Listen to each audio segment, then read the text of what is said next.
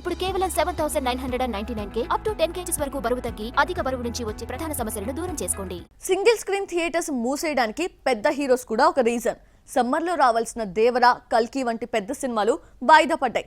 Family star తర్వాత కాస్త గొప్ప క్రేజ్ ఉన్న హీరో ఒక్కరూ రాలేదు. అసలు ఆడియన్స్ మైండ్ సెట్ అంతా ఐపీఎల్ ఎన్నికల చుట్టూ తిరగడంతో సినిమాల వైపు చూడడమే మానేశారు. దీంతో నష్టాలు భరించలేక థియేటర్స్ మూసివేశారు. తెలంగాణలోని సింగిల్ స్క్రీన్ థియేటర్స్ లో 2 వారాల పాటు సినిమా ప్రదర్శనలు నిలిపివేస్తామని ఎగ్జిబిటర్స్ ప్రకటించాయి. ఆక్యుపెన్సీ తక్కువగా ఉండడం, ఆర్థిక ఇబ్బందుల వల్ల స్వచ్ఛందంగా నిలిపివేస్తున్నట్లు వెల్లడించారు. నిర్మాతలు ప్రోత్సహించి థియేటర్ అద్దెలు పెంచాలని డిమాండ్ చేస్తున్నారు. తమకు అనుకూలంగా రెంట్ ఇస్తే ఆయా సినిమాలను ప్రదర్శిస్తామన్నారు. ఆల్రెడీ ఏపీలో చాలా థియేటర్స్ లో ప్రదర్శనలు నిలిపివేశాయి. క్రేజ్ ఉన్న సినిమాలనే జనాలు పట్టించుకోవడం లేదు. చిన్నా చితక సినిమాల ఆక్యుపెన్సీ మరీ దారుణంగా ఉంటోందని, దీంతో మూసివేయక తప్పలేదంటున్నారు. చిన్న సినిమాలకు సింగిల్ స్క్రీన్ లోనే ఆదరణ ఎక్కువ.